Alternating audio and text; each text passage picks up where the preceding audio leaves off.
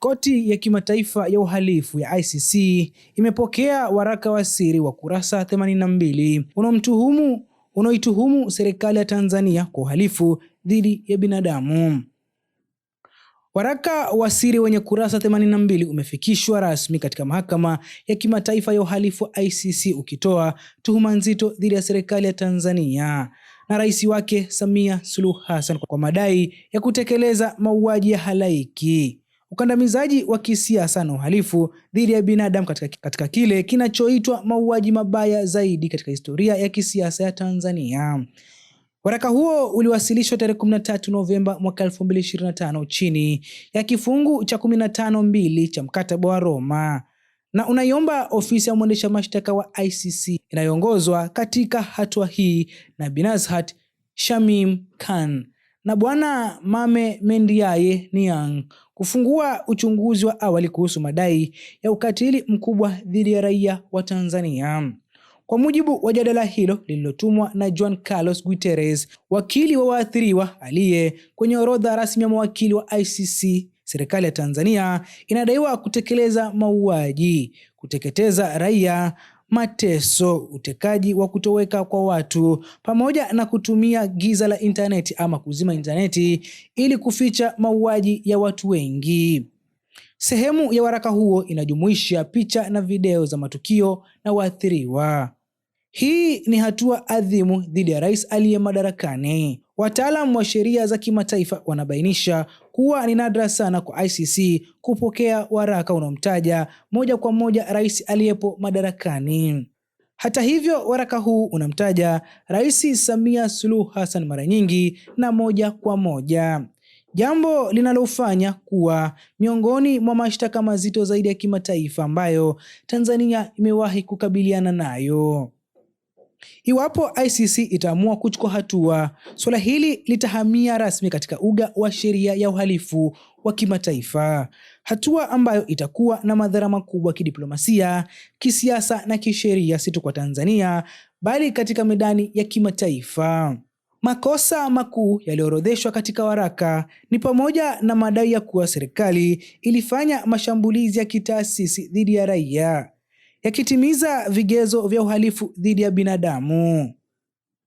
Miongoni mwa makosa yaliyotajwa ni mauaji, kutokomezwa kwa raia ama ukipenda extermination.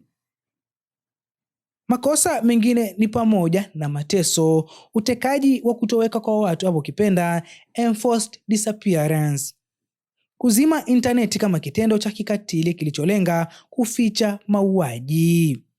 Waraka huo unataja vyanzo kama vile kitengo cha haki za binadamu cha chama cha wanasheria wa Madrid, World Jurist Association, Human Rights Institute, Intel Watch na Profesa Harold Bartot Triana. Kauli mbiu ikiwa ni haki inapocheleweshwa ni haki kunyang'anywa. Katika hitimisho lake, Guterres anasisitiza umuhimu wa hatua za haraka. Haki ikicheleweshwa ni haki kunyimwa. Kwa waathiriwa wa Tanzania, haki imecheleweshwa kwa muda mrefu mno. Anaiomba ICC kuchunguza na kufuatilia mashtaka hayo kwa kutumia rasilimali zote zilizopo na kwa kasi inayotakiwa.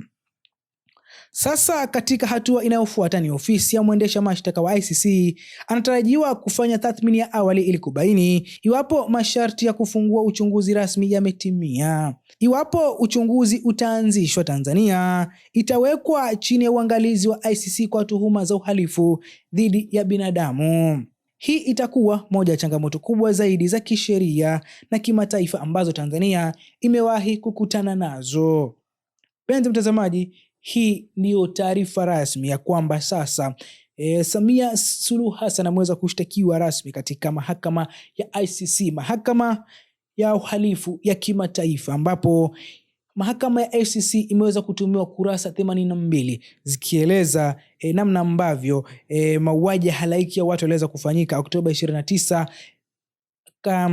nchini Tanzania. Na kulingana na wasilisho hili ni kwamba iliweza kuwasilishwa tarehe 13 Novemba mwaka 25 chini ya kifungu cha 15(2) cha mkataba wa Roma, ambao mkataba wa Roma ni ule mkataba ambao unalinda nchi zote ama nchi ambazo ziliingia kwenye makubaliano ya kuwa na mahakama hii ya kimataifa ya uhalifu ambao Tanzania ni mwanachama wake. Kwa hiyo hii imeweza kuwasilishwa na rasmi kwamba Rais Samia ameweza kushtakiwa rasmi kwenye mamlaka ya kimataifa ya uhalifu ya ICC, ambapo imeweza kutumwa na Juan Carlos Guterres, wakili wa waathiriwa aliye kwenye orodha rasmi ya mawakili wa ICC, akidai serikali ya Tanzania ilifanya mauaji, kuteketeza raia pamoja na mateso, lakini pia utekaji wa kutoweka kwa watu pamoja na kutumia ama kuzima interneti ili kuficha mauaji ya wengi. Sijui kwako una maoni gani kuhusiana na taarifa hii? Unahisi Samia atapona